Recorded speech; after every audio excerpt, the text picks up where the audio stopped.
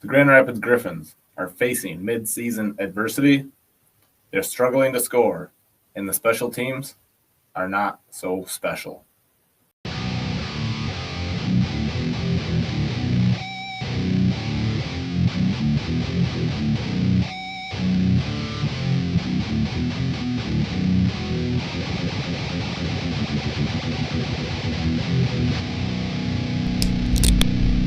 Welcome to the Griffins Pipeline Podcast. Welcome to the Griffins Pipeline Podcast. We're brought to you by the Hockey Podcast Network and sponsored by Draftkings. I'm your host, Connor. And I'm your co-host, Kyle. This is a podcast brought to you by the fans for the fans. We are not experts. We are just season ticket members looking to bring you the latest and greatest on the Grand Rapids Griffins. So, we got some news. We got the trade deadline approaching, which will be clearly shake up the Griffins team. So, we'll have that to look forward to. The Four Nations tournament just sealed. The Four Nations tournament just concluded, and the NHL resumes. Yeah, it was a real fun tournament. Glad it got as big as it did. I didn't really expect it to reach that big of a base. But turns out, when you do the right thing, it works. So hopefully the other nations catch on and it gets bigger and grows, and we can look forward to more games like that in the future. So I heard that the jersey colors were talked about going back to the white for home, switching that back to the old days. Yeah, because I don't exactly know what point that switched over, but I just remember when I was a kid, it was white when I was real young, and then I remember it was red for the longest time, as long as I can really remember once I got really into it. Yeah, I know Bob and Larry were talking about this on one of the broadcasts, and they just brought up a good point. Like, I don't know why they ever switched it originally, but honestly, I'm kind of for the home jerseys being red for Detroit and black for Grand Rapids. I don't mind the colored uniform at home, but I think you're the other way around. You prefer the white. Yeah, I like the white better. I think it just looks fresher, especially on the Grand Rapids jersey. And the Red Wings jersey is just, the white one's just better. It's got the shoulders and the red sleeves and whatnot. So, yeah. And then on top of that, the Griffins have been wearing that new clean red jersey that they brought into the alternate list this year, into rotation. The reverse retro. It's like the original one with the shoulder crests, the shoulder wings, but it's like the red style instead of the blue. It's really nice. Yeah, I think they're going to suck some more money out of me with that one. Yeah, I think I'll be getting one of those too. But yeah, let's get into the division standings for the Grand Rapids Griffins. So for Grand Rapids here, we have 50 games played, 27 wins, 19 losses, 3 overtime losses, and 1 shootout loss for 58 points. In the rest of the division, we have in first place the Milwaukee Admirals with... So in first place, we have the Milwaukee Admirals with 61 points. In second place, we have the Texas Stars with 59 points. Third place, we have the Grand Rapids Griffins with 58 points. In fourth place, we have the Chicago Wolves with 52 points. In fifth place, we have the Rockford Ice Hogs with 48 points. In sixth place, after fifth, you don't make the playoffs. So these last two teams don't make the playoffs if it were to end today. The Iowa Wild in sixth with 36 points, and the Manitoba Moose in seventh with 34 points. Yeah, Chicago Wolves still trying to climb back into this as they are 47 games played with 3 more games get to 50 where we are, they will have tied us at 58 points. So Grand Rapids in a little bit of a slump here, still trying to work out of it. I think they're starting to get back on the right track though, but we have to get Chicago out of here.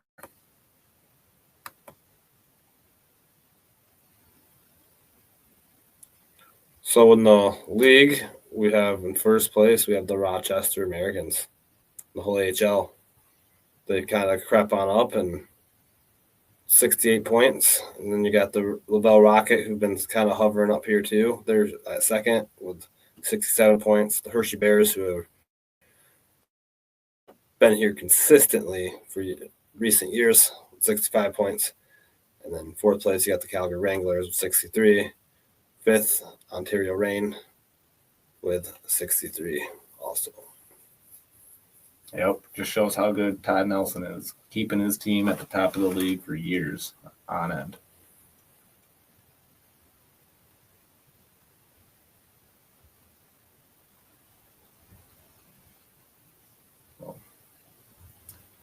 Then we'll just go around and check out the league leaders here. Andrew Porowski from the San Jose Barracudas with 49 points, leading the league. Got Isaac Rosen from the Rochester Americans, 48 points. You got Alex Steves from the Toronto Marlies, 46 points. Charles Hudden from the Ontario Reign, 46. And Chris Terry, former Grand Rapids Griffin, he's up there with 46 points. Yeah, Charles Hudon with a plus minus 15 there. That's pretty impressive stuff. So, looking at Grand Rapids directly, Joe Schnively has retied Sheldon Dries as the goal leader for the team at 18. Obviously, Sheldon Dries in second place, and Austin Watson with 12 in third place. Dominic Shine with 11 in fourth place. Lombardi back in action, ready to keep climbing that list again, as he has 9 in 22 games in fifth place here. Yeah, and Gabriel Seeger's been real hot too. We got to mention that. He's been on fire, scoring a lot of goals. Yep. Well, not a lot of people have stepped up. Yeah, for sure, with 8 goals here and 6th place in the team as a rookie for the Grand Rapids Griffins.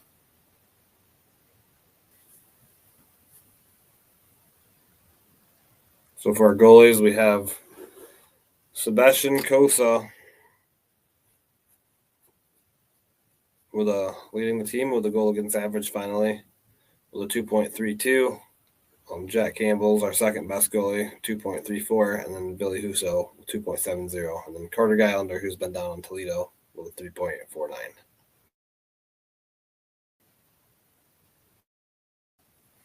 Yeah, and for Kosa on the save percentage there, he's got 9.15 save percentage, and Huso has a .912. So we'll get into that later. Let's get into our hot and cold. What we got more stats? I think we're good. So we'll get into our hot and cold. In this segment, we like to pick a player who's fiery hot and a player who is ice cold. And then we randomly generate another player to we pretty much place them on a scale of hot to cold. So who we got for hot today? ONDREJ Becher, after his 2-goal performance at Van Andel Arena on Friday night against the Valley Phantoms. ONDREJ Becher's played 37 games. He's got 5 goals, 5 assists, 10 points with a -6. He obviously needs to clean up some stuff defensively, but he's got 3 points in his last 4 games. And like I said, 2 goals in the last game. The kid's really been stepping up when we've been struggling scoring goals. He's scored a couple goals. I also got to mention Seeger and Johannes have also looked really good, stepping up with the absence of Soderbaum and Casper. Yeah, and Becher, I think a big thing for him is just time on the ice. He's a draft pick from this year. He's obviously a little older, so he comes in and makes an immediate impact, and that's really good to see. And starting to really get that time on the ice with some of the absences of other players. And we're just kind of starting to see what he can do, and he can put the puck in the net. He's sitting right in the middle on the bumper in the power play, and I think it's a good spot for him as he has found the net. Good stuff, and finding a good player out of Becher. I think it was a hit.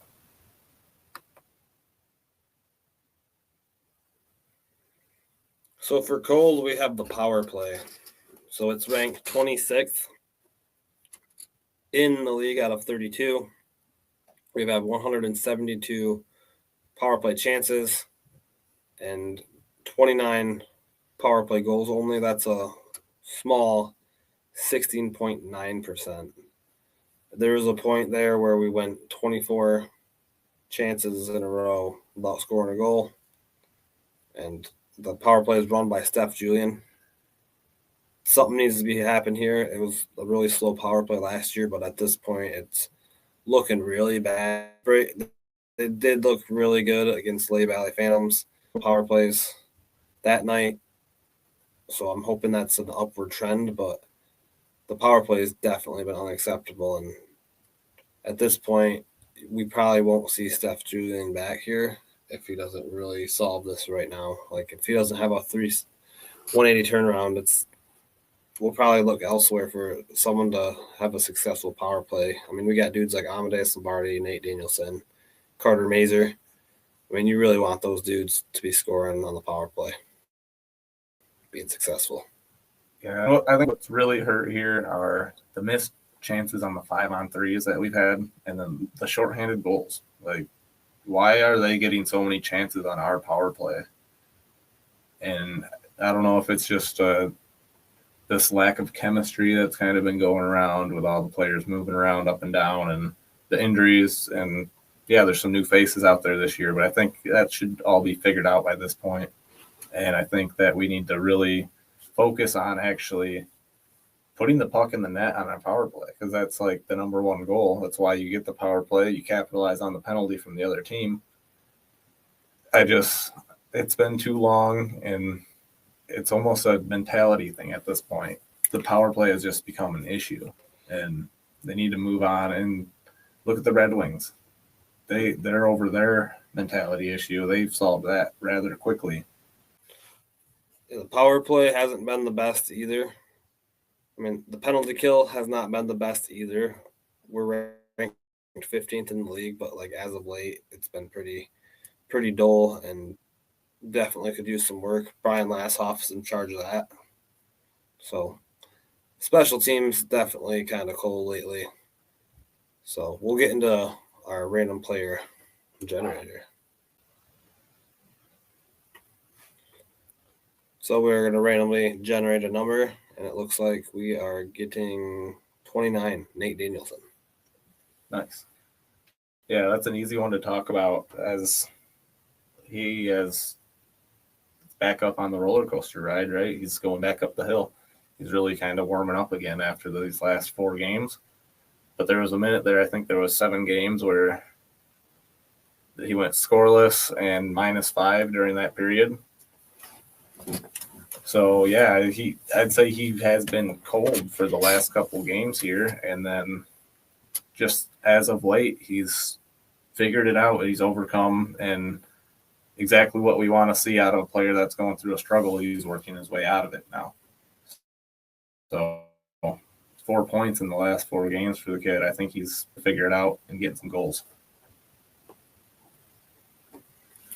Yeah, it just seemed like he started out almost at a pace faster than Marco Kasper did. And it looked like he was going to excel past, but seemed like he's hit a bigger wall. I mean, it shows you when you get thrown into more responsibilities how much harder it is. I mean, Kasper wasn't really forced into all these situations Danielson's being forced into. So it's really I almost see Danielson's overwhelmed, but I feel like in the long run it might make him even better. But at this point last year, Kasper completely turned around and he started playing at a better level than Danielson's playing right now.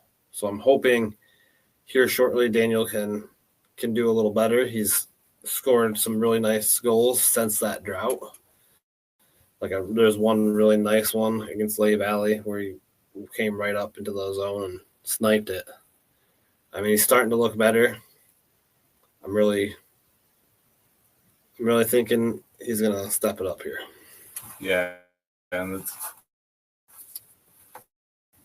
it's the 2 goals in the last 2 games, and he's got 2 assists to make it 4 for 4 games, 4 points in 4 games. So I think he's on the upward trend. I'd say he's warming up. But, yeah, if this would have been a week ago, I might have a different answer for you.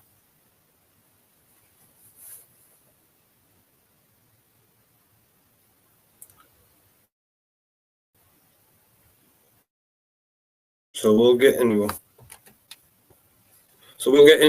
our ads real quick, and then we'll get into Griffins earning their wings after the ads. NHL season has been predictable as a puck rolling on its edge. No one knows where it's going.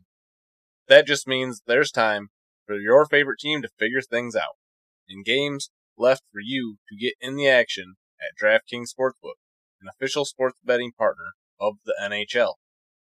It's super easy for first-timers to get started. Try betting on something simple, like picking a team to win.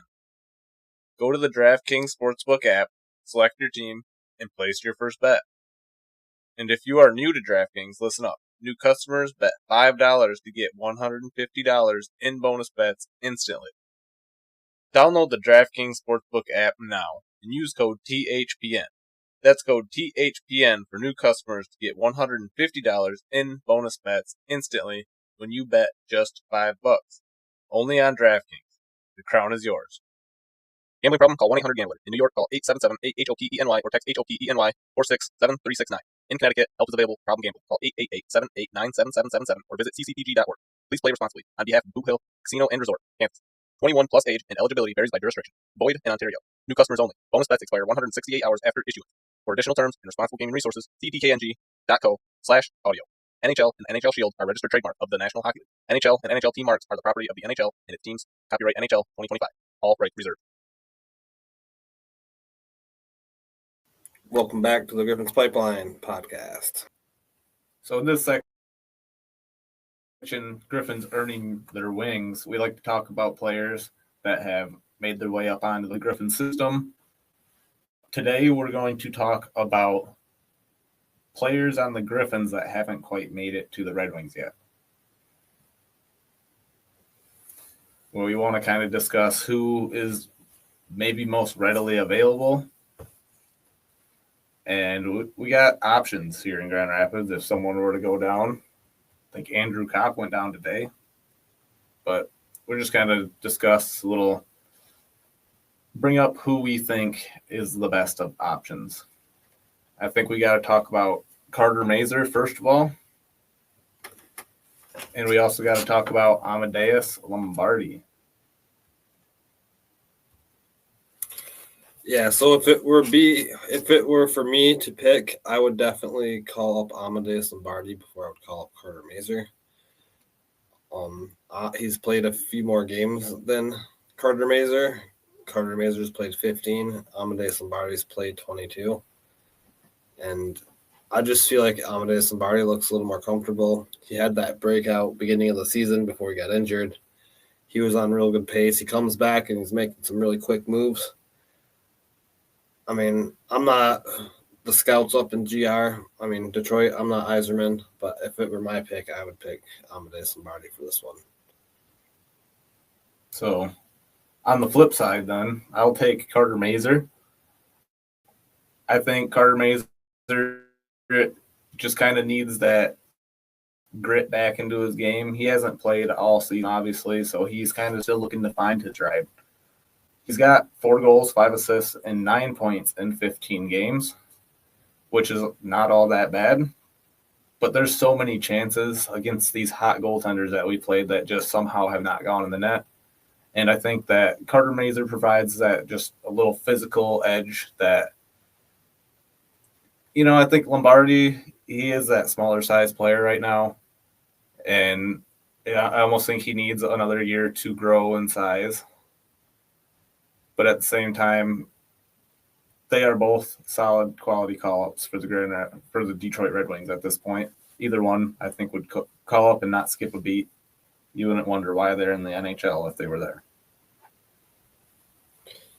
Yeah, I think they both shouldn't be called up right now, though. Honestly, I feel like that they would probably call up someone like Shine again. If they're calling someone, it might be Shine. But yeah, so now we're gonna get into one more today. We're gonna get into Billy Husso and Sebastian Cossa.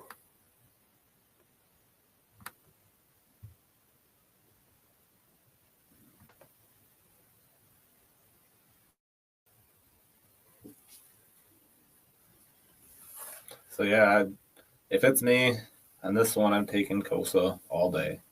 Even with the rough patch right now that he's kind of going through, taking a lot of shots, and I still think Cossa is the better goaltender in this situation. I think Husso's been great and really started for Grand Rapids really good this season. But honestly, the fact that he's down here at all is kind of an issue, as now Campbell healthy, Husso and Cossa all rotating is really cutting into Kossa's game time. Yeah, and since we've had all these goalies back, I've noticed it seems like Kossa's fallen off a little bit. His wins, I mean, he's lost most of his games. His win total used to be way higher than his loss total, and they're about the same now. I mean, he's got 14 total losses and 15 wins, so I'd like to see him get a little more time, and I think Ville Husso would be a good addition to a trade piece. Plop him in there. A goalie that could possibly succeed in the NHL somewhere else. I just think it's done for him here in Detroit, and it's actually starting to hinder us down here in Grand Rapids also. Yeah, and obviously it's hindering Ville Husso as well, as he's looking to play somewhere in the NHL, and it's the same thing with the Delkovich. They end up down here unable to remake it back up onto the Red Wings roster, and at that point they just start looking for somewhere else to play.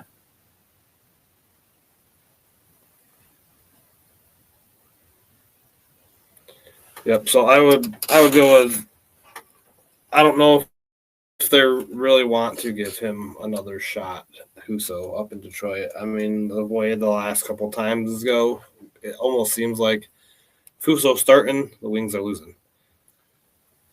Yeah, and at this point, you just kind of hope that Talbot and Lyons stay healthy, so hopefully that Cossa doesn't have to make another start, right? Yeah, honestly, I wouldn't care if he went up for a couple games just to get a confidence boost, but I wouldn't want to see him stay up there, even if it was like playoffs. Like, I think that'd be too much pressure. I think he needs to get back on track down here before they call him up. Agreed. So that's going to wrap us up in Griffins Earning Their Wings this week, and that will get us into our final segment, the penalty box, after these ads.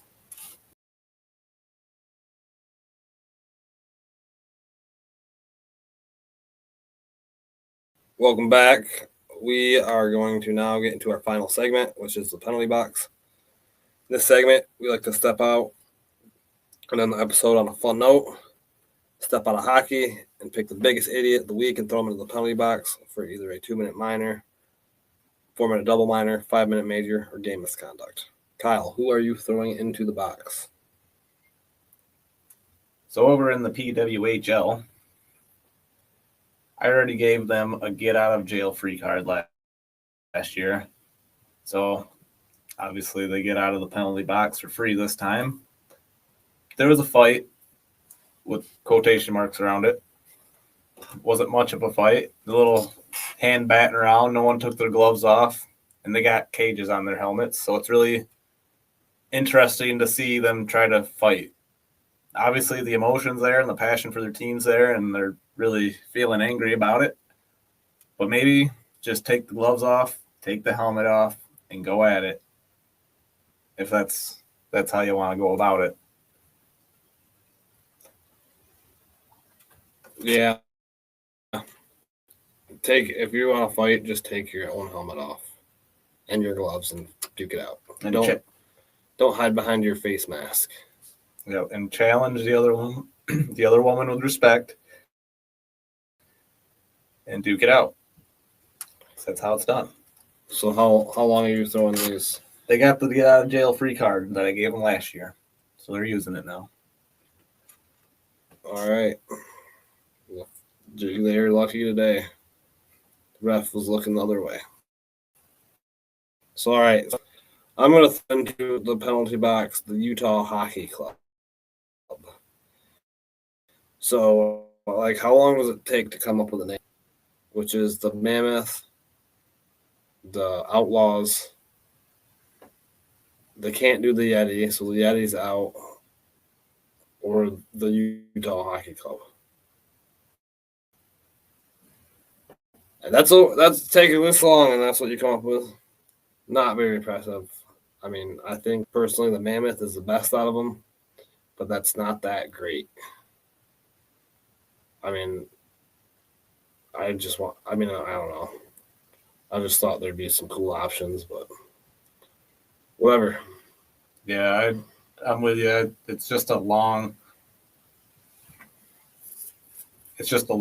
drawn out process of copyright and making sure they get the name that resembles Utah the most, and this and that, and the fans don't like this, and half of them want the other name, and then it's always a disaster. Look at the Washington Commanders. I mean, they ended up on the Commanders, so can't imagine the hockey club will end up with anything better. Yeah, I almost want to throw them in the box for coming up with Commanders after all that time. That's what you come up with. They literally had like the Red Fox or Red Wolf or something, where it was like almost like the Native American still, but it was like not racist. Yeah, I think they got to figure it out, and they got to get something out there before next season, obviously, because they can't just continue as the hockey club. It's pretty lame. Yeah, so I'm going to say 2 minutes in the box. Whatever. Have fun in the box. So that should wrap us up for this episode. We have a special interview coming up and our Marco Casper giveaway. And we actually are going to be at the Ada Extravaganza on March 8th from 11:30 to 12:30 doing a hockey presentation. We'll have a raffle for a pair of tickets. So come down there and see us. The Griffins are playing the Iowa Wild Sunday at 5 p.m. And then they travel to Texas for a 2-game matchup on Tuesday and Wednesday. So let's go, Griffins. Thank you for listening to the Griffins Pipeline podcast. If you enjoyed the show, give us a 5-star review. We are part of the Hockey Podcast Network. We are not partnered with the Grand Rapids Griffins, Detroit Red Wings, or Toledo Walleye. We are not experts. We are just die-hard fans looking to make a community with others alike. Let's go, Griffins Nation. Join the fun, like, and follow us on Facebook and X, or call into the show and have your opinion heard 1-616-319-1175. Thank you. Grand Rapids Griffins, Toledo Walleye, and Detroit Red Wings. Players, coaches, websites, and social media. Thank you AHL.com, NHL.com, ETL.com, EliteProspects.com, and anyone else putting out information on the teams. Until next time, go Griffins. Go Red Wings, go Walleye.